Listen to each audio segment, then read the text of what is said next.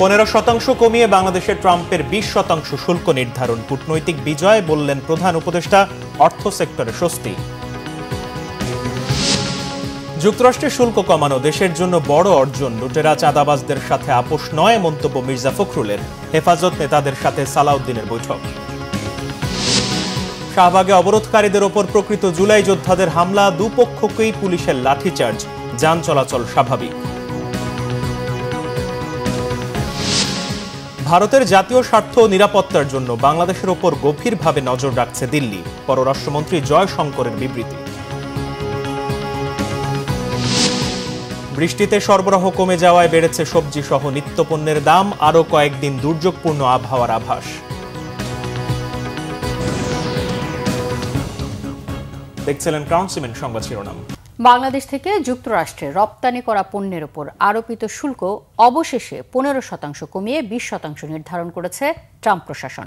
শুল্ক নিয়ে আজ এই ঘোষণা দিয়েছে হোয়াইট হাউস। আগের ঘোষণা অনুযায়ী 1 আগস্ট থেকে নতুন শুল্ক কার্যকর হওয়ার কথা। সেই হিসেবে বাংলাদেশকে বর্তমানের গড় 15%-এর সাথে নতুন পাল্টা শুল্ক 20% যোগ করে মোট 35% শুল্ক দিয়ে যুক্তরাষ্ট্রে পণ্য রপ্তানি করতে হবে। মার্কিন প্রশাসনের সাথে মধ্যস্থতা আলোচনায় অগ্রগতির ভিত্তিতে ভারতের উপর 25%, শ্রীলঙ্কার উপর 20%, পাকিস্তান, মালয়েশিয়া ও ইন্দোনেশিয়ার উপর 19%, আফগানিস্তানের উপর 15% আর মিয়ানমারের উপর 40% বাড়তি শুল্ক আরোপের তথ্য জানিয়েছে হোয়াইট হাউস। গত 2 এপ্রিল বাণিজ্য ঘাটতির অজুহাতে বাংলাদেশের উপর 37% ছাড়াও বিভিন্ন দেশের উপর উচ্চ হারে পাল্টা শুল্ক আরোপ করেছিলেন মার্কিন প্রেসিডেন্ট ডোনাল্ড ট্রাম্প, যা 9 এপ্রিল 3 মাসের জন্য স্থগিত করা হয়। এই সময়সীমা 9 জুলাই শেষ হওয়ার আগের দিন অন্তর্বর্তী সরকারের প্রধান উপদেষ্টা ডক্টর মোহাম্মদ ইউনূসকে চিঠি দিয়ে ট্রাম্প জানান, বাংলাদেশে আরোপিত পাল্টা শুল্ক 37 থেকে 2% কমিয়ে 35% করা হয়েছে। 9 জুলাই বাড়তি শুল্ক কার্যকর না করে 31 জুলাইয়ের মধ্যে যুক্তরাষ্ট্রের সাথে বাণিজ্য চুক্তি করতে আলোচনার সময় দেওয়া হয়। এই সময়ের মধ্যে মার্কিন প্রশাসনের সাথে ম্যারাথন বৈঠক করেছে বাড়তি শুল্ক আরোপের তালিকাভুক্ত দেশগুলো। যুক্তরাষ্ট্রের সঙ্গে বাণিজ্য চুক্তিকে বাংলাদেশের জন্য গুরুত্বপূর্ণ কূটনৈতিক বিজয় বলে অভিহিত করেছেন প্রধান উপদেষ্টা ডক্টর মোহাম্মদ ইউনূস। যুক্তরাষ্ট্রের সঙ্গে ঐতিহাসিক বাণিজ্য চুক্তি সফলভাবে সম্পন্ন করার জন্য বাংলাদেশের ট্যারিফ আলোচক দলকে আন্তরিক অভিনন্দনও জানিয়েছেন তিনি। আজ সকালে প্রধান উপদেষ্টার প্রেস সচিব শফিকুল আলম তার ভেরিফাইড ফেসবুক পেজে এক পোস্টে প্রধান উপদেষ্টার এই তাৎক্ষণিক প্রতিক্রিয়া জানান। প্রধান উপদেষ্টা বলেন, শুল্ক হার 20% নামিয়ে আনতে পারা প্রত্যাশিত হারের চেয়ে 17 পয়েন্ট কম। এই চুক্তি বাংলাদেশের তুলনামূলক সুবিধা ধরে রেখেছে, বিশ্বের সবচেয়ে বড় ভোক্তা বাজারে প্রবেশাধিকার বাড়িয়েছে এবং জাতীয় স্বার্থ সুদৃঢ়ভাবে সংরক্ষণ করেছে। এটি সামনে আরও বড় সুযোগ, দ্রুততর উন্নয়ন ও দীর্ঘমেয়াদী সমৃদ্ধির দ্বার উন্মোচন করেছে বলেও মনে করেন তিনি। মার্কিন পাল্টা শুল্ক 15% কমিয়ে মূল প্রতিদ্বন্দ্বী দেশগুলোর সমপর্যায়ে নামিয়ে আনার সিদ্ধান্ত স্বস্তিদায়ক মনে করেন তৈরি পোশাক প্রস্তুত ও রপ্তানিকারকদের সংগঠন বিজিএম এর সভাপতি মাহমুদ হাসান খান। ট্রাম্পের পাল্টা শুল্ক কমানোর ফলে প্রতিযোগিতার সক্ষমতা হারানোর শঙ্কা দূর হলো বলে মনে করেন অর্থনীতিবিদরাও। তবে শুল্ক ইস্যুতে মার্কিনীদের সাথে বাণিজ্যের বাইরে কি চুক্তি হয়েছে সেই ব্যাখ্যা জানানোর পরামর্শ দেন তারা। আরও জানাচ্ছেন জিয়াউল হক সবুজ। 3 দফা আলোচনার পর বাংলাদেশ থেকে পণ্য আমদানিতে পাল্টা শুল্ক 15% কমিয়ে 20% ঘোষণা করেছে ট্রাম্প প্রশাসন। বৃহস্পতিবার নির্বাহী এক আদেশে পাকিস্তানের ওপর 19%, আফগানিস্তানকে 15%, ইন্দোনেশিয়ার ওপর 19% এবং ভারতের ওপর 25% পাল্টা শুল্ক বসায় ওয়াশিংটন। কয়েক দফা আলোচনার পর বাংলাদেশের ওপর বসানো পাল্টা শুল্ক কমার খবর বেশ ইতিবাচক হিসেবেই দেখছেন রপ্তানিকারকরা। আমাদের যারা প্রধান প্রতিদ্বন্দ্বী তাদের তুলনায় আমরা একটা সমান জায়গায় বা স্বস্তির জায়গায় আছি। তাতে করে যেটা হবে যে আমাদের প্রতিদ্বন্দ্বিতার যে সক্ষমতা সেটা কমবে না। তবে বিজনেস কিছুটা ইম্প্যাক্টেড হইতেই পারে, কারণ হচ্ছে এই যে নতুন করে 20% ট্যারিফ অ্যাড হলো, যারা এইসব আমাদের পোশাক কেনেন সেই জায়গায় থেকে যদি কোনো বায়ারের ওই 20% নতুন করে টাকা ইনজেক্ট করার যদি সক্ষমতা না থাকে কিছুটা হলো ইম্প্যাক্টেড হইতে পারে, বাট এটা আমাদের জন্য আপাতত স্বস্তিদায়ক। অর্থনীতি বিশ্লেষকরাও বলছেন, পাল্টা শুল্ক কমায় পোশাকের বাড়তি রপ্তানির পাশাপাশি চামড়া সহ অন্যান্য খাতের প্রতিযোগিতা সক্ষমতা বাড়বে। তো সামগ্রিকভাবে এখন পর্যন্ত যে অবস্থা তাতে আমরা সমধর্মী আমাদের যারা রপ্তানিকারক মার্কিন বাজারে তাদের প্রায় কাছাকাছি অবস্থায় রয়েছি এবং এটা আমাদের জন্য স্বস্তির। সেই হিসেবে আমাদের প্রতিযোগিতা সক্ষমতাতে হারানোর যে আশঙ্কাটি ছিল সেই আশঙ্কা অনেকাংশে আমরা উতরাতে পেরেছি। উপরন্তু চীনের সঙ্গে যদি উচ্চ শুল্ক আরোপিত হয়, যেটা আশঙ্কা করা হচ্ছে যে উচ্চ শুল্ক অব্যাহত রাখা হবে, তাহলে চীন থেকে প্রচুর পরিমাণে অর্ডার বিনিয়োগ এগুলো অন্যান্য দেশে শিফট করলে সেটাও বাংলাদেশের জন্য বাড়তি অর্ডার দেয়া এবং রপ্তানি করার একটা সুযোগ তৈরি হবে। বাণিজ্য সম্পর্ক থাকা অন্য দেশের সাথে ভারসাম্য রক্ষায় যুক্তরাষ্ট্রের সাথে হওয়া চুক্তির কূটনৈতিক ব্যাখ্যা থাকা প্রয়োজন বলে মনে করেন এই অর্থনীতিবিদ। বাণিজ্য উপদেষ্টার নেতৃত্বে যে নেগোসিয়েশনগুলো হয়েছে তাদেরকে আমরা ধন্যবাদ জানাতে পারি এই নেগোসিয়েশনের জন্য, কিন্তু আমরা পূর্ণাঙ্গ চুক্তিটি এখন পর্যন্ত পাইনি। আমি মনে করি যে প্রধান উপদেষ্টার দপ্তর থেকে পূর্ণাঙ্গ চুক্তিটি উন্মুক্ত করা দরকার, যে আসলে কি ধরনের বিষয় সেখানে রয়েছে। বাণিজ্য ঘাটতির কথা বলে গেল ২ এপ্রিল শতাধিক দেশের উপর উচ্চ হারে পাল্টা শুল্ক আরোপ করেন ট্রাম্প। প্রথমে ৩৭% শুল্ক আরোপের সিদ্ধান্ত দিলেও ২ দফায় কমিয়ে ২০% করেছে দেশটি। ফলে যুক্তরাষ্ট্রের রপ্তানিতে এখন থেকে আগের ১৫%-এর সাথে বাড়তি ২০% যোগ করে মোট ৩৫% শুল্ক গুনতে হবে বাংলাদেশকে। জিয়াউল হক সবুজ, বাংলা ভিশন, ঢাকা। যুক্তরাষ্ট্রের শুল্ক কমিয়ে আনা দেশের জন্য ভালো খবর বলে মন্তব্য করেছেন বিএনপি মহাসচিব মির্জা ফখরুল ইসলাম আলমগীর। লুটেরা চাঁদাবাজদের সাথে কোনো আপোষ নয় বলেও সাফ জানিয়ে দিয়েছেন বিএনপি মহাসচিব। এদিকে বিএনপির স্থায়ী কমিটির সদস্য মির্জা আব্বাস বলেছেন, দেশের জনগণকে এর আগে ইভিএম গেলাতে পারেনি, এখন আবার পিআর পদ্ধতি খাওয়াতে চায়। আহমেদ সরওয়ারের রিপোর্টে বিস্তারিত। জুলাই অভ্যুত্থানের বর্ষপূর্তিতে মাসব্যাপী কর্মসূচি শেষে আগস্টের পহেলা দিনেও অভ্যুত্থানের শহীদদের স্মরণ করল বিএনপি। ঢাকার 2 প্রবেশপথ গণ অভ্যুত্থানের অপ্রতিরোধ্য প্রাঙ্গণ হিসেবে পরিচিত উত্তরা ও যাত্রাবাড়িতে আয়োজন করা হয় সমাবেশের। মহানগর উত্তর বিএনপির আয়োজনে উত্তরার সমাবেশে বক্তব্য দেন শহীদদের স্বজনরাও। তাদের বক্তব্যে উঠে আসে সন্তানদের আকাঙ্ক্ষা বাস্তবায়নের আহ্বান। রাজনৈতিকভাবে আওয়ামী লীগকে নিশ্চিহ্ন করতে পারলে ফ্যাসিবাদ থেকে পরিপূর্ণ মুক্তি মিলবে উল্লেখ করে বিএনপি মহাসচিব মির্জা ফখরুল ইসলাম আলমগীর বলেন, এদেশে আর আওয়ামী লীগের রাজনীতি নয়, ভয়ঙ্কর একটা ফ্যাসিবাদ হাত থেকে আমরা আপাতত মুক্তি পেয়েছি। এই মুক্তি তখনই চূড়ান্ত হবে যখন তাদেরকে আমরা রাজনৈতিকভাবে সম্পূর্ণ নিশ্চিহ্ন করতে পারব। যারা লুটপাট করে, যারা ব্যাংক লুট করে, যারা চাঁদাবাজি করে, যারা মানুষের সম্পত্তি লুট করে নিয়ে যায়, তাদের বিরুদ্ধে আমাদের কোনো রকমের আপোষ থাকবে না। তাদেরকে আমরা কখনোই স্বীকার করব না এবং তাদেরকে আমরা কোনো মতেই সামনে আসতে দেব না। ফ্যাসিস্ট হাসিনা বিরোধী আন্দোলন সংগ্রামের অন্যতম সূতিকাগার যাত্রাবাড়িতে 24-এর গণ অভ্যুত্থানের শহীদদের স্মরণে সমাবেশ করে ঢাকা মহানগর দক্ষিণ বিএনপি। এতে প্রধান অতিথির বক্তব্যে বিএনপি স্থায়ী কমিটির সদস্য মির্জা আব্বাস বলেন, দিনটা সবার জন্য আনন্দের হলেও শহীদদের পরিবারের জন্য সময়টা ভালো না। মির্জা আব্বাস বলেন, শহীদদের পরিবারের সদস্য যারা বক্তব্য রেখেছেন তারা সবাই বলেছেন তাদের কেউ খোঁজ খবর রাখে না, অথচ শহীদদের জন্যই ফ্যাসিস্ট হাসিনাকে তাড়ানো গেছে। তো আর দেরি করেন না, আমরা জানি দিন ঘোষণা দেবেন, তারিখ ঘোষণা দেবেন, এর পিছনে আপনাদের আবার কোন ষড়যন্ত্র তত্ত্ব লুকিয়ে আছে আল্লাহই বলতে পারবে। এটা আমার কিন্তু আর কারণ না হোক, আমি অনেক সন্দেহ করি, তাদের নির্বাচনী তারিখ ঘোষণার পিছনেও অনেক ষড়যন্ত্র আছে, এরপরেও ষড়যন্ত্র আছে। এই দেশের লোককে ইভিএম পদ্ধতি খাওয়াতে চাইছিল হাসিনা, এই দেশের লোক গিলে নাই ইভিএম পদ্ধতি, সুতরাং আপনাদের পিআর পদ্ধতি কেউ গিলবে না। সমাবেশে বিএনপি নেতারা অভিযোগ করে বলেন, অন্তর্বর্তী সরকারও বৈষম্য করছে। এই আন্দোলনে যেসব মাদ্রাসা ছাত্র, রিকশাওয়ালা, শ্রমজীবী মানুষ, শিশুরা শহীদ হয়েছে তাদের নিয়ে সরকারের কোনো মনোযোগ নেই। এক পক্ষ আছে শুধু আন্দোলনের কৃতিত্ব নিজেদের বগল দাবা করায়। বিরোধী যে হিংসাত্মক রাজনীতি বাদ দিয়ে আমরা একটা সুন্দর রাজনীতির চর্চা করি, যেখানে সকলে আমরা দলমত, ধর্ম, বর্ণ নির্বিশেষে আমরা সকলে পাশাপাশি সহ অবস্থান করে আমরা বসবাস করব। এই 1 বছরে কেন এটা বিচার হলো না? কারণ তারা ক্ষমতার লোভ পেয়ে গেছে, মস্কদের চেয়ার পেয়ে গেছে, তারা মজা পেয়ে গেছে। একটা ওটা হবে না ভাই, গাছ লাগিয়েছি আমরা, ফল খাবেন আপনারা, ওইটা আর হতে দেওয়া হবে না। কাকে চাঁদাবাজ বলেন আপনারা? আমি ঠিক বুঝতে পারিনি। কদিন পর ওই দলের নেতা এবং নেত্রীরা ওই তাদের দিকেই আঙ্গুল তুলে বলছে এরা হচ্ছে বিশ্ব চাঁদাবাজ। যে যত কথাই বলুক, নির্বাচন ফেব্রুয়ারির মধ্যেই হবে ইনশাআল্লাহ, এবং নির্বাচনের প্রস্তুতি এখন থেকে আপনার ঘরে ঘরে নিতে হবে। বিএনপি নেতারা দাবি করেন সবাই ভুলে গেলেও বিএনপি সবসময় শহীদদের পরিবারের পাশে থাকবে। আহমেদ সরওয়ার, বাংলা ভিশন, ঢাকা। এদিকে বিএনপির স্থায়ী কমিটির সদস্য নজরুল ইসলাম খান বলেছেন, ফেব্রুয়ারিতে নির্বাচন আয়োজনে কোনো বাধা দেখছে না বিএনপি। এ বিষয়ে সরকারের বক্তব্য আরও স্পষ্ট করা উচিত। চট্টগ্রামের হাটহাজারী মাদ্রাসায় হেফাজত নেতাদের সাথে সৌজন্য সাক্ষাৎ শেষে তিনি এসব কথা বলেন। উপস্থিত ছিলেন স্থায়ী কমিটির সদস্য সালাউদ্দিন আহমেদও। ঐকমত্য কমিশনে বিএনপির ভূমিকা নিয়ে তিনি বলেন, জুলাই সনদ বাস্তবায়নে যে সকল প্রক্রিয়া সম্পূর্ণ করা দরকার তার সবই করছে বিএনপি। তবে ৫১টি বাদে বাকি সব সুপারিশে ঐকমত্য কমিশনের সাথে বিএনপির কোনো দ্বিমত নেই।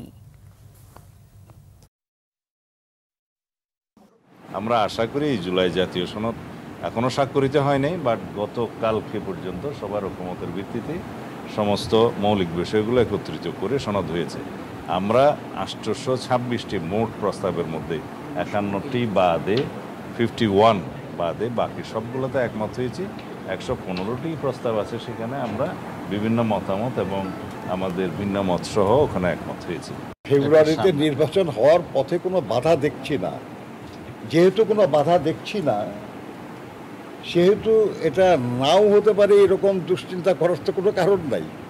আমরা অপেক্ষা করছি যে শিগগিরই সরকার এই ব্যাপারে তাদের বক্তব্য, সুস্পষ্ট বক্তব্য নিয়ে আসবেন এবং নির্বাচন কমিশনকে সেই অনুযায়ী পরামর্শ দেবেন। ভারতের পুশিন বন্ধ করতে একটা নির্বাচিত সরকার দরকার বলে মন্তব্য করেছেন বিএনপি নেতারা। বলেন, ভারতের চরম আগ্রাসনের শিকল ভাঙার আকাঙ্ক্ষা থেকেই জুলাই গণঅভ্যুত্থান হয়েছে। আগামী দিনে যাতে স্বৈরাচার তৈরি না হয় তার জন্য জাতীয় ঐক্য ধরে রাখতে হবে। শুক্রবার সন্ধ্যায় কেন্দ্রীয় শহীদ মিনারে জাসাস এর আয়োজনে জুলাই গণঅভ্যুত্থানের শোকসভায় বিএনপি নেতারা একথা বলেন। তারা বলেন, আগামী দিনে কোনো স্বৈরাচারী সরকার যাতে মাথাচাড়া দিয়ে উঠতে না পারে সে লক্ষ্যে সকলকে ঐক্যবদ্ধ হয়ে সামনে এগিয়ে যেতে হবে। নেতারা বলেন, শেখ হাসিনাও নির্বাচন দিত না, এখন কয়েকটি দল আছে যারা নির্বাচন দিতে চায় না। তারা জানে নির্বাচন হলে জনগণের ভোটে বিএনপি ক্ষমতায় আসবে। বিএনপির জনপ্রিয়তায় বিএনপির কাল হয়ে দাঁড়িয়েছে। বিএনপির আন্দোলন ছিল মানুষের অধিকার নিশ্চিত করা এবং দেশ থেকে স্বৈরাচার বিদায় করা। সাধারণ জনগণ প্রজাতন্ত্রের মালিক, তো মালিকানাটা কিভাবে আমি দেখাবো? মালিকানা দেখাবার একমাত্র উপায় একটা অবাধ, সুষ্ঠু, গ্রহণযোগ্য নির্বাচনের মাধ্যমে একটা নির্বাচিত সরকার প্রতিষ্ঠা করা, যেখানে জনগণ তার ইচ্ছা অনুযায়ী, তার আদর্শ অনুযায়ী, তার মতবোধ অনুযায়ী ওই রাজনৈতিক দলকে সমর্থন করে ভোট দিবে, নির্বাচিত করবে যারা তাদের মতাদর্শে বিশ্বাস করে। আজকে একদিন পর পর ভারত আমাদের সীমান্ত দিয়ে পুশিং করতেছে। কাদেরকে পুশিং করতেছে আমরা জানি না। এটা থেকে ভারতীয় অনুচররা আছে কিনা সেটাও আমরা জানি না।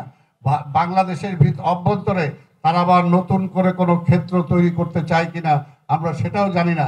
কিন্তু এই সরকার কিন্তু পুশিং বন্ধ করতে পারে নাই। এটার কারণ একটাই, একটা দুর্বল সরকার সেটা পারবে না। ভারতের যে চরম আগ্রাসন বাংলাদেশের উপর, সেটি সেই শিকলকে ভেঙে, সেই দিল্লির জিনজিরকে ভেঙে বাংলাদেশকে একটি স্বাধীন সার্বভৌম রাষ্ট্র হিসেবে গড়ে তোলার জন্য যে আকাঙ্ক্ষা বাংলাদেশের জনগণের ছিল, সেটি একটি অন্যতম ড্রাইভিং ফোর্স হিসাবে আমি মনে করি যে গত জুলাই ও অগাস্টের অভ্যুত্থানের একটি অনুপ্রেরণা হিসেবে আমাদেরকে জুগিয়েছে। ৫ আগস্টের মধ্যে জুলাই সনদ চূড়ান্ত করতে যাচ্ছে জাতীয় ঐকমত্য কমিশন। রাষ্ট্র সংস্কার প্রশ্নে কিছু বিষয় একমত হলেও কিছুতে এখনও দ্বিমত, ভিন্ন মত রয়েছে দলগুলোর। বিশ্লেষকরা বলছেন, ২ দফার এই ম্যারাথন আলোচনা গণতন্ত্র উত্তরণের পথে ইতিবাচক বার্তা। তবে ঐকমত্যে পৌঁছানো বিষয়গুলোর বাস্তবায়ন নিয়ে প্রশ্ন রয়েই গেছে। নাবিল জাহাঙ্গীরের রিপোর্ট, ক্যামেরায় ছিলেন মোস্তফা মানিক। যদি এই প্রস্তাবের সঙ্গে কেউ একমত না থাকেন, অর্থাৎ পিআর হলে উচ্চকক্ষ চাই না, এই মতামতটা যাদের, সেটাকে আমরা এখানে ডিসেন্ডিং ওপিনিয়ন হিসেবে নিতে পারি। উচ্চকক্ষ চাই এবং পিআর পদ্ধতিতে চাই, আমরা কোনোটাতে হা না বলবো না। পিআর পদ্ধতিতে না হলে উনি হাউজই চান না, এই মতামতটা তো দিতে পারেন। আপনি বলছেন যে না, আপনি এর মধ্যে আছেন কি নাই সেটা বলেন। কার কি অবস্থান সেটা তো আমরা জানি, কে কোন কারণে চায় না সেটাও আমরা জানি। রাষ্ট্র সংস্কারে গঠিত কমিশনগুলোর বিভিন্ন সুপারিশ নিয়ে ৩০টিরও বেশি রাজনৈতিক দল ও জোটের সাথে গেল মার্চ থেকে ২ দফায় ৬৮ বার বৈঠক করে জাতীয় ঐকমত্য কমিশন। প্রথম দফায় ৬২টি বিষয়ে একমত হয় দলগুলো, সেগুলো বাদ দিয়ে দ্বিতীয় দফায় মৌলিক সংস্কারের জন্য গুরুত্বপূর্ণ হিসেবে চিহ্নিত করে সংবিধানের ৭০ অনুচ্ছেদ, রাষ্ট্রের মূলনীতি, প্রধানমন্ত্রীর একাধিক পদে থাকার বিধান, প্রধানমন্ত্রীর মেয়াদকাল, সংসদে উচ্চ কক্ষের গঠন, সদস্য নির্বাচন ও এখতিয়ার সহ ১৯টি বিষয়ে আলোচনা শুরু হয়। দ্বিতীয় দফার আলোচনা শেষে কমিশন বলছে, কিছু বিষয়ে নোট অফ ডিসেন্ট বা ভিন্নমত থাকলেও বেশিরভাগ ক্ষেত্রেই একমত হয়েছে রাজনৈতিক দলগুলো। ভিন্ন মতের কথা উল্লেখ রেখেই দ্রুততম সময়ে জুলাই সনদ চূড়ান্তের কাজ শুরু করেছে কমিশন। রাজনৈতিক দলগুলোর সাথে রাষ্ট্র সংস্কার নিয়ে ঐকমত্য কমিশনের এই ২ দফার দীর্ঘ আলোচনাকে ইতিবাচক বলছেন বিশ্লেষকরা। অনেক সীমাবদ্ধতা আছে, অনেক বিষয় একমত হওয়া যায় না, এগুলি সীমাবদ্ধতা আছে, কিন্তু তারপরে আমি মনে করি যে বাংলাদেশের রাজনীতিতে এই আমাদের তরুণদের জীবনদানের ভেতর দিয়ে এইবারের যে পরিবর্তন, এই পরিবর্তনের পরে এই প্রথম আসলে রাষ্ট্র পরিচালনা নিয়ে সমস্ত রাজনৈতিক দলগুলি দিনের পর দিন বসে আসলে আলাপ করছে। সেদিক থেকে এটার অর্জন আছে। আমাদের যে কিছু অপূর্ণতা আছে, আমাদের কিছু সীমাবদ্ধতা আছে, সেগুলো মানে অনেকগুলো, সেগুলো আলোচনা এসেছে। আমি মনে করি সংস্কার কমিশন গঠন করার মধ্য দিয়ে আমরা অন্তত বুঝতে পারছি এবং এটাকে বৈধ করেছি যে আমাদের প্রবলেম আছে।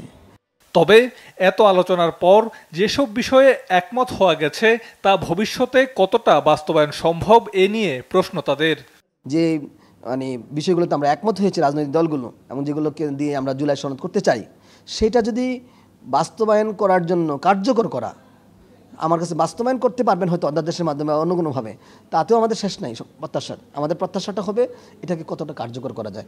কারণ অতীতে আমরা বহু ধরনের বিজয় হয়েছে, বহু ধরনের আলাপ আলোচনা হয়েছে, বহু ধরনের চুক্তি হয়েছে, কোনোটাই তো বাস্তবায়ন হয় নাই। তবে এইবার বাস্তবায়ন হবে, আমরা সব ফেরস্ত হয়ে গেছি, এটা তো মানুষ মনে করে না, এটা মনে করবেও না। তো যেইটা বাস্তবায়ন করার এই আন্দোলনের এই অন্তর্বর্তী সরকারের আমলেই সেটার গ্যারান্টি আসলে নিশ্চিত করতে হবে, যে আমরা নিজেদেরকে গ্যারান্টি ক্লোজের ভেতরে আমাদের আনতে হবে যে আমরা এটা বাস্তবায়ন না করে আসলে পারবো না।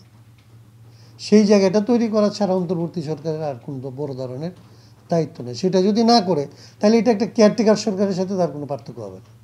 বিশ্লেষকরা বলছেন, এবারও রাষ্ট্র সংস্কারের উদ্যোগ ব্যর্থ হলে তা ভবিষ্যতে আবারও ফ্যাসিবাদের কবলে ফেলতে পারে বাংলাদেশকে। বক্তব্য নাবিল জাহাঙ্গীর, বাংলা ভিশন, ঢাকা। শাহবাগে জুলাই যোদ্ধাদের 2 গ্রুপের মধ্যে সংঘর্ষের ঘটনা ঘটেছে। পরিস্থিতি নিয়ন্ত্রণে পুলিশ ঘটনাস্থলে অবস্থান নিয়েছে।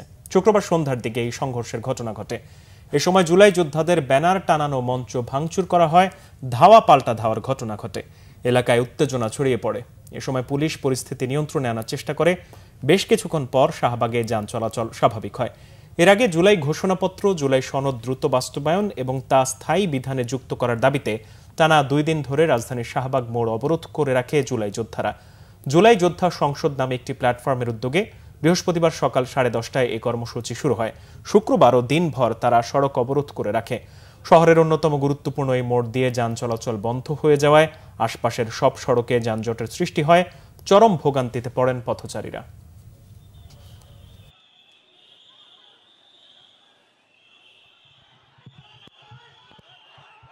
গতকালকে থেকে দেখছেন যে পুরো মোড়টা দখল করে রাখছিল, তারা আমাদের ব্লক নিয়ে রাখছে। আমরাও যেহেতু জুলাই আহত, এই জন্য আমরাও কিন্তু কিছু বলতে পারতেছিলাম না। আজকে যারা আসছে তারা বিভিন্ন হাসপাতালে এখনো ভর্তি আছে। তারা বলতেছে আমরা জুলাই আহত, আমাদের বুকে গুলি লাগছে, আমাদের পায়ে পা নাই, হাত নাই, তাহলে এরা কারা? পরে ওরা যখন শুরু করছে, আমরা চাইছিলাম যে 2 পক্ষের মধ্যে যেন হতাহত না হয়, সংঘর্ষ না হয়। এইটা জুলাই গণ অভ্যুত্থানের এই দিনে জামায়াত ইসলামী ও ছাত্র শিবিরের রাজনীতি নিষিদ্ধ করে প্রজ্ঞাপন জারি করে ফ্যাসিস্ট আওয়ামী সরকার। জনরোষ থেকে বাঁচতে 6 সমন্বয়ককে ছেড়ে দিতে বাধ্য হয় স্বৈরাচারী শেখ হাসিনা। ছাত্র জনতা হত্যাকারী পুলিশের জাতিসংঘের তত্ত্বাবধানে বিচার দাবি করে ঢাকা বিশ্ববিদ্যালয়ে সমাবেশ করে নিপীড়ন বিরোধী শিক্ষক সমাজ। এদিন ছাত্র জনতার পক্ষে মাঠে নামেন শিল্পী সমাজ। রিপোর্ট করছেন ইমরুল কায়েস। 2 দিন আগে জামায়াত শিবিরের রাজনীতি নিষিদ্ধ করলেও এদিন সরকারিভাবে প্রজ্ঞাপন জারি করে আওয়ামী সরকার। ফলে প্রকাশ্যে রাজনীতি করার সুযোগ হারায় তারা। জামায়াত শিবির নিষিদ্ধ করার সর্বসম্মত সিদ্ধান্ত গৃহীত। প্রজ্ঞাপন জারির পর কসাইখ্যাত সে সময়ের স্বরাষ্ট্রমন্ত্রী আসাদুজ্জামান খান ও আইনমন্ত্রী আনিসুল হক হুঁশিয়ারি দেন, নিষিদ্ধ জামায়াত শিবিরের সাথে সম্পৃক্তদের বিষয়ে আইনগত ব্যবস্থা নেবে সরকার। এই দলের আন্ডারে তারা রাজনীতি করতে পারবে না। এদিনের বড় খবরের একটি ছিল 6 সমন্বয়ককে ছেড়ে দেওয়ার বিষয়টি। বেশ কয়েকদিন ডিবি কার্যালয়ে বন্দী থাকার পর এদিন সমন্বয়করা মুক্তি পান। শুধু 6 সমন্বয়ক নয়, সারা দেশে গ্রেপ্তার সকল শিক্ষার্থীর মুক্তির দাবি করে নাগরিক সমাজ। মেন্টো রোডের ডিবি কার্যালয়ের সামনে মানববন্ধন করে দাবি আদায়ে সরকারকে 24 ঘন্টার আলটিমেটাম দেন তারা।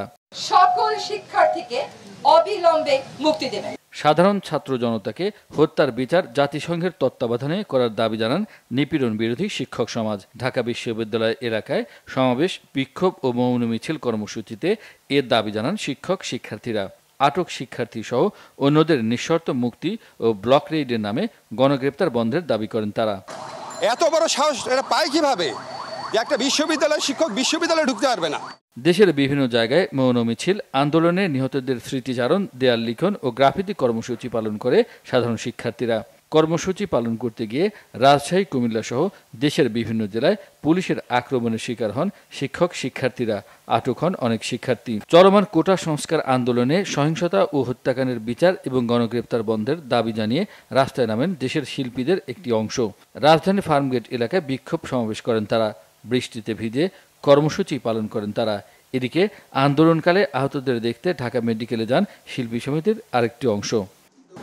দেখামাত্র গুলি নির্দেশের বিষয়ে শেখ হাসিনার মতো আওয়ামী লীগ সাধারণ সম্পাদক ওবায়দুল কাদের নির্লজ্জের মতো দাবি করেন ছাত্র জনতার উপর পুলিশ গুলি ছুঁড়েছে এমন কোনো তথ্য নেই, বরং তারেক রহমানের নির্দেশে বিএনপি জামাত গুলি ছুঁড়েছে বলে মিথ্যাচার করেন তিনি। এর প্রতিবাদ করে মির্জা ফখরুল ইসলাম আলমগীর বলেন, সরকার শাক দিয়ে মাছ ঢাকার জন্য মিথ্যার কোরাস গাইছে। আইনশৃঙ্খলা বাহিনী দিয়ে সরকারি হত্যা নির্যাতন চালাচ্ছে বলে এক বিবৃতিতে জানান তিনি। দ্রুত পদত্যাগ করে আওয়ামী ফ্যাসিবাদী সরকারকে ক্ষমতা জনতার হাতে ফিরিয়ে দিতে বলেন মির্জা ফখরুল ইসলাম আলমগীর। এদিন পুলিশের ডিবির দায়িত্ব থেকে বিদায় নেন ছাত্র জনতার হত্যাকারীর অন্যতম মাস্টারমাইন্ড ডিবি হারুন ওরফে ভাতার হোটেলের মালিক হারুন রশিদ। আস্থা এবং বিশ্বাস রেখে আরেকটি জায়গায় পদায়ন করেছে। ইবরুল কায়েস, বাংলাভিশন, ঢাকা। বাংলাদেশের ওপর ভারত নিবিড়ভাবে নজর রাখছে বলে জানিয়েছেন ভারতের পররাষ্ট্রমন্ত্রী এস জয়শঙ্কর। ভারতের জাতীয় স্বার্থ ও নিরাপত্তার জন্যই নয়াদিল্লি বাংলাদেশের ব্যাপারে বিশেষভাবে মনোযোগী বলে উল্লেখ করেছেন তিনি। ভারতের পার্লামেন্ট লোকসভায় বর্ষাকালীন অধিবেশনে জয়শঙ্করকে বিজেপির এক এমপি বলেন, সম্প্রতি ঢাকা বিশ্ববিদ্যালয়ে সালতানাতি বাংলা নামের একটি ইসলামপন্থী গোষ্ঠী তথাকথিত গ্রেটার বাংলাদেশ নামের একটি মানচিত্র প্রকাশ করে।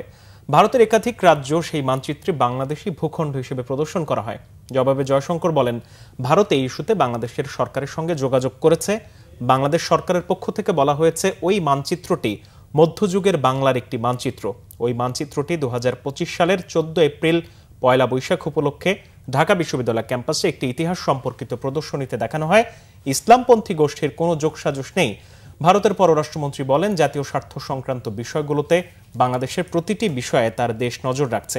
এছাড়া ভারতের অভ্যন্তরীণ নিরাপত্তাকে সর্বোচ্চ গুরুত্ব দেওয়া হচ্ছে। কয়েকদিনের বৃষ্টিতে কমেছে সবজির সরবরাহ। এতে রাজধানীর বাজারে বেড়েছে সব রকমের সবজির দাম। আলু ও পেঁপে ছাড়া বাকি সব সবজি 60 থেকে 100 টাকার বেশি দরে কিনতে হচ্ছে ক্রেতাদের। প্রতি কেজি বেগুন, ঝিঙা, কচুরলতি, করলা কিনতে হচ্ছে 80 থেকে 100 টাকা দরে। সপ্তাহের ব্যবধানে 10 থেকে 15 টাকা বেড়ে ডজন প্রতি ডিম বিক্রি হচ্ছে 130 থেকে 135 টাকায়। পাশাপাশি সোনালী মুরগির দামও বেড়েছে কেজিতে 20 টাকা পর্যন্ত। তবে 150 থেকে 60 টাকা দরে মিলছে ব্রয়লার মুরগি। এদিকে চড়া মাছের বাজার সরবরাহ থাকলেও বেশিরভাগ মাছের দাম সাধারণের নাগালের বাইরে। আকাশ ছোঁয়া দাম ইলিশের। 1 কেজি ওজনের ইলিশের দাম 2000 টাকার উপরে। অন্যদিকে আগের থেকে বেড়ে যাওয়া দামেই বিক্রি হচ্ছে চাল, ডাল, তেল, আটা সহ অন্যান্য সকল নিত্যপণ্য। আগামী 7 দিন ঢাকা সহ সারা দেশে মাঝারি থেকে ভারী বৃষ্টি থাকতে পারে। আবহাওয়া অফিস জানিয়েছে, বৃষ্টি হলেও বাতাসে জলীয় বাষ্প বেশি থাকায় বিশেষ করে ঢাকায় গুমোট ভাব আর গরমের তেমন পরিবর্তন হবে না। এদিকে শুক্রবার সকাল থেকেই রাজধানীতে থেমে থেমে বৃষ্টি হয়। রুটি রুজির তাগিদে খেটে খাওয়া মানুষের জন্য এই বৃষ্টি কিছুটা বিড়ম্বনার কারণ হয়েছে। এছাড়া সড়কে দেখা গেছে যানবাহন ও ছুটির দিনে ঘুরতে বের হওয়া মানুষের চলাচল।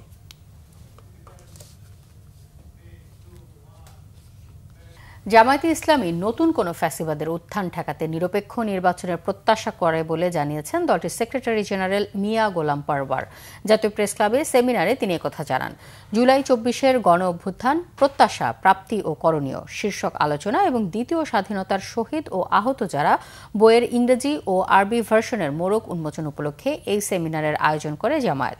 দলের সেক্রেটারি গোলাম পারওয়ার বলেন, ২৪ জানুয়ারি থেকেই তৎকালীন আওয়ামী সরকারের বিরুদ্ধে সোচ্চার হতে থাকে সাধারণ মানুষ। জুন থেকেই সরকারের বিরুদ্ধে রাস্তায় নামে মানুষ। তার মতে রাজনৈতিক দলগুলোর মধ্যে সংস্কারের সংস্কৃতি গড়ে তোলা জরুরি। বলেন, জুলাইয়ের অর্জনকে টেকসই করতে রাষ্ট্রের মৌলিক সংস্কার ও রাজনৈতিক দলগুলোর ঐক্য জরুরি। অভ্যুত্থানের মাধ্যমে দেশে সচেতন ও সজাগ জনগণ তৈরি হয়েছে বলেও মন্তব্য করেন মিয়া গোলাম পারওয়ার। দেশের মানুষের সত্যিকার স্বাধীনতা অর্জনে মানব রচিত মতবাদ দাফন করে জাতীয় সংসদে কোরআনের আইনকে বিজয়ী করতে হবে বলে মন্তব্য করেন জামায়াতে ইসলামীর কেন্দ্রীয় কমিটির নায়েবে আমির মুজিবুর রহমান।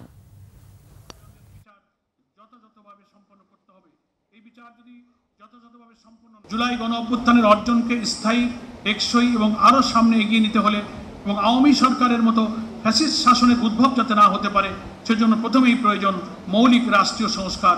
এজন্য প্রয়োজন দেশের রাজনৈতিক দলসমূহের বৃহত্তর ঐক্যমত গড়ে তোলা। জুলাই সনদ ও ঘোষণা দ্রুত বাস্তবায়ন করতে হবে। অবাধ ও নিরপেক্ষ নির্বাচনের লক্ষ্যে লেভেল প্লেইং ফিল্ড নিশ্চিত করতে হবে।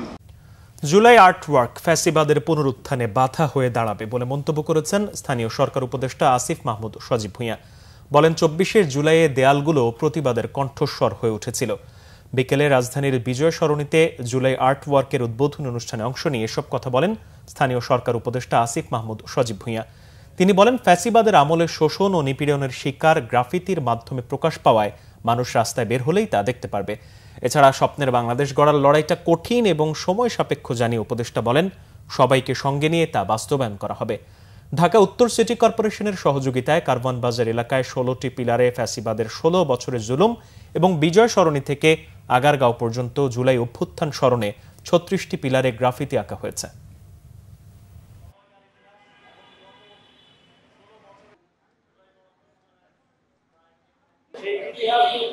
আবার নতুন করে মানুষের সামনে তুলে ধরা। যদি গাড়ি দিয়ে যাওয়ার সময় প্রত্যেকটা পিলার দেখে দেখে যায়, তাহলে সে একেবারে রিলেট করতে পারবে যে ৮ সাল থেকে ২৪ সাল পর্যন্ত সময়টা আবার স্মৃতিপথে এসে উঠবে। এটাই ছিল আমাদের উদ্দেশ্য। অন্তর্বর্তী সরকারের ব্যর্থতা ক্রমেই বাড়ছে মন্তব্য করেছেন বিএনপি নেতা সাবেক শিক্ষা প্রতিমন্ত্রী ডক্টর আনম ইহসানুল হক মিলন। চাঁদপুরের কচুয়ার গৌহাট উত্তর ইউনিয়ন বিএনপি ও অঙ্গ সহযোগী সংগঠনের আয়োজিত কর্মী সভায় তিনি কথা বলেন। ইহসানুল হক মিলন বলেন, দেশের সাধারণ মানুষ নির্বাচন চায়। অন্তর্বর্তী সরকারের প্রধান কাজ আসন্ন জাতীয় সংসদ নির্বাচন নিয়ে দেশে গণতান্ত্রিক প্রক্রিয়ায় ফিরিয়ে আনা। উপস্থিত ছিলেন বিএনপি ও অঙ্গ সহযোগী সংগঠনের বিপুল সংখ্যক নেতাকর্মী। বাংলাদেশ আজ নির্বাচনের ফেস্টিভ মুডে চলে আসছে। অপরদিকে সরকারের ব্যর্থতা ক্রমান্বয়ে বেড়ে চলছে। এই মুহূর্তে এই সরকারের একমাত্র দায়িত্ব নির্বাচন দিয়ে গণতান্ত্রিক প্রক্রিয়ায় বাংলাদেশকে আবার সামনের দিকে এগিয়ে নিয়ে যাওয়া। বিএনপি নেতা ও সাবেক মন্ত্রী অ্যাডভোকেট এম রুহুল কুদ্দুস তালুকদার দুলু বলেছেন, শেখ হাসিনা ১৫ বছর দেশকে শাসন শোষণ করেছেন। শুক্রবার নাটোরের নলডাঙ্গা উপজেলার মমিনপুর কলেজ মাঠে এক সমাবেশে প্রধান অতিথির বক্তব্যে রুহুল কুদ্দুস তালুকদার এসব কথা বলেন। জুলাই বিপ্লবে নিহত শহীদদের স্মরণে স্থানীয় বিএনপি অনুষ্ঠানের আয়োজন করে। দুলু অভিযোগ করেন, শেখ হাসিনা ভারতে বসে দেশের বিরুদ্ধে ষড়যন্ত্র ও চক্রান্ত করছে। দেশে আসতে পারলে শেখ হাসিনা বাংলাদেশকে ভারতের অঙ্গরাজ্যে পরিণত করবে বলেও মন্তব্য করেন রুহুল কুদ্দুস তালুকদার দুলু। বছর ভোটারবিহীন ভাবে বাংলাদেশের শাসন শোষণ করেছে।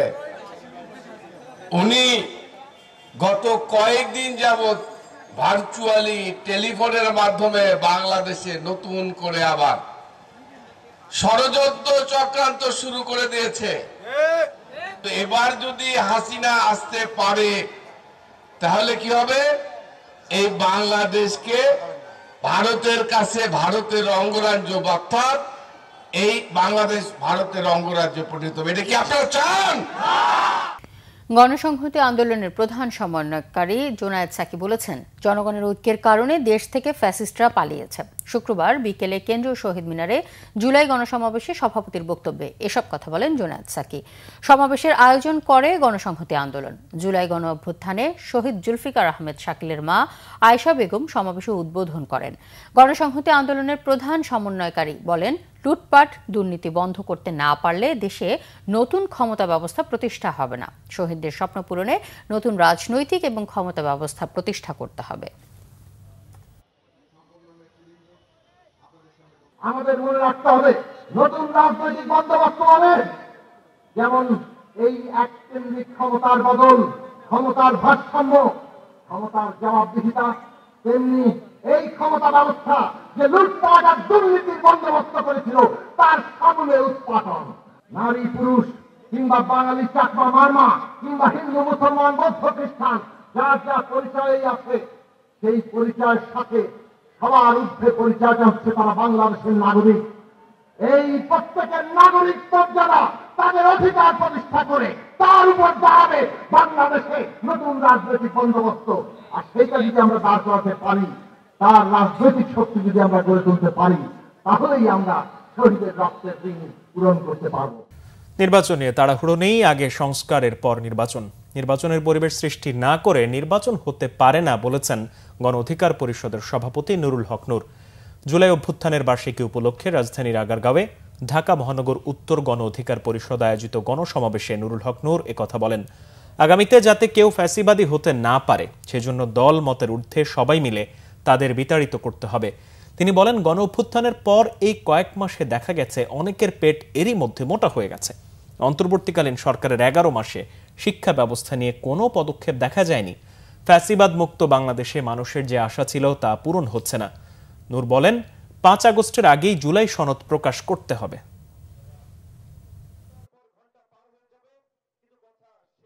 জুলাইয়ের সনদ ঘোষণা হবে, জুলাইয়ের ঘোষণাপত্র দেওয়া হবে। জাতীয় ঐক্যমত্য কমিশনের আলোচনায় আমরা 2 মাস ধরে সেই আলোচনা করছি। প্রয়োজনে আমরা সব দল মিলে যমুনার সামনে অবস্থান নেব। পরিষ্কার ভাবেই বলেছি, অবশ্যই 5ই আগস্টের পূর্বে জুলাইয়ের ঘোষণাপত্র দিতে হবে। আরো কিছু খবর নিয়ে রয়েছে একটি ডেস্ক রিপোর্ট। আওয়ামী লীগ ষড়যন্ত্র করে দেশের অস্থিতিশীলতা তৈরির অপচেষ্টা চালাচ্ছে বলে অভিযোগ করেছেন বিএনপির কেন্দ্রীয় নির্বাহী কমিটির স্বেচ্ছাসেবক বিষয়ক সম্পাদক মীর শরাফত আলী সপু। মুন্সিগঞ্জের শ্রীনগরে ভাগ্যকুল হরেন্দ্রলাল স্কুল অ্যান্ড কলেজ প্রাঙ্গণে ফ্রি মেডিকেল ক্যাম্পের উদ্বোধন করে তিনি একথা বলেন। আগামীকাল জামায়াতে ইসলামের আমির ডাক্তার শফিকুর রহমানের হার্টের বাইপাস সার্জারি সম্পন্ন হবে জানিয়েছেন দলের সেক্রেটারি জেনারেল অধ্যাপক মিয়া গোলাম পরোয়ার। বিকালে এক সংবাদ সম্মেলনে তিনি জানান, রাজধানীর ইউনাইটেড হাসপাতালে হৃদরোগ বিশেষজ্ঞ ডাক্তার জাহাঙ্গীর কবিরের পরিচালনায় অস্ত্রোপচার করা হবে। 30 জুলাই ইউনাইটেড মেডিকেল কলেজ হাসপাতালে এনজিওগ্রাম করা হলে হার্টে 4টি ব্লক ধরা পড়ে জামাতের আমিরের। আহমদ সবাত স্মৃতি বক্তৃতা 2025 অনুষ্ঠিত হয়েছে রাজধানীতে। বিকালে জাতীয় জাদুঘরের কবি সুফিয়া কামাল মিলনায়তনে এতে বক্তব্য রাখেন ফারুক ওয়াসিফ। অনুষ্ঠানে আহমেদ সফার রাষ্ট্রবাসনা এবং জুলাই গণ অভ্যুত্থানের পরিচয় নিয়ে আলোচনা করেন বক্তারা। উত্তরা ইউনিভার্সিটির বিজনেস বিভাগের এলুমনাই ইউনিয়ন 2025 অনুষ্ঠিত হয়েছে। এতে সূচনা বক্তব্য দেন বিভাগের অ্যাসোসিয়েট প্রফেসর ও অ্যাডমিশন অফিসের ডিরেক্টর কাজী তারিকুল্লাহ। শুভেচ্ছা বক্তব্য রাখেন বিজনেস স্কুলের ডিন ডক্টর ইশরাত হোসেন ও proctor professor doctor ASM Shahabuddin. প্রধান অতিথি হিসেবে উপস্থিত ছিলেন ইউনিভার্সিটির উপাচার্য প্রফেসর ডক্টর ইয়াসমিন আরা লেখা। উপস্থিত ছিলেন ইউনিভার্সিটির উপ উপাচার্য professor doctor Gour Gobinda Goswami, office of external affairs এর in charge Mohammad Ali. Bangla Vision news desk. যুক্তরাষ্ট্রের নিউ ইয়র্কে বন্দুক হামলায় নিহত বাংলাদেশি বংশোদ্ভূত পুলিশ কর্মকর্তা দিদারুল ইসলামকে শোক, শ্রদ্ধা আর ভালোবাসায় চিরবিদায় জানিয়েছে নিউ ইয়র্কবাসী। জানাজা শেষে তাকে দাফন করা হয়েছে নিউ জার্সির লোরেল গ্রোভ কবরস্থানে। স্থানীয় সময় বৃহস্পতিবার দিদারুলের জানাজায় অংশ নিতে শোকার্তদের ঢল নামে ব্রোঙ্কসের পার্কচেস্টারে। ঝড় বৃষ্টি আর বন্যার আবহাওয়া সতর্কবার্তা উপেক্ষা করে পার্কচেস্টার জামে মসজিদে তার জানাজায় অংশ নেন প্রায় 20,000 মানুষ। শোকাবহ পরিবেশে দিদারুলের স্মৃতিচারণ করেন তার পরিবারের সদস্য, বন্ধু, স্বজন আর সহকর্মীরা। শেষ বিদায়ের এই আয়োজনে শুধু নিউ ইয়র্ক পুলিশ বিভাগেরই 5,000 সদস্য উপস্থিত ছিলেন নিউ ইয়র্কের governor Kathy Hochul, city mayor Eric Adams ছাড়াও পুলিশ কমিশনার, কংগ্রেস সদস্য সহ বিভিন্ন কমিউনিটির বিশিষ্ট ব্যক্তি আর আসন্ন মেয়র নির্বাচনের প্রার্থীরা। তাদের বক্তব্যে বারবার ঘুরে ফিরে এসেছে বাংলাদেশের নাম। দিদারুলের লাশ দাফনের জন্য নেওয়ার সময় রাস্তার পাশে দাঁড়িয়ে হাজার হাজার পুলিশ সদস্য তাকে শেষবারের মতো স্যালুট দিয়ে বিদায় জানায়। গত সোমবার মিড টাউন ম্যানহাটনে বহুতল ভবনের ভেতরে বন্দুক হামলায় নিহত হন পুলিশ কর্মকর্তা দিদারুল সহ 4 জন। পরে আত্মহত্যা করে হামলাকারী শেন ডেভন তামুরা। সংবাদ শেষ করব, তবে শেষ করার আগে ক্রাউন সিমেন্ট শিরোনামগুলো আরো একবার। 15% কমিয়ে বাংলাদেশে ট্রাম্পের 20% শুল্ক নির্ধারণ, কূটনৈতিক বিজয় বললেন প্রধান উপদেষ্টা। অর্থ সেক্টরে স্বস্তি। যুক্তরাষ্ট্রের শুল্ক কমানো দেশের জন্য বড় অর্জন, লুটেরা চাঁদাবাজদের সাথে আপোষ নয়, মন্তব্য মির্জা ফখরুলের। হেফাজত নেতাদের সাথে সালাউদ্দিনের বৈঠক।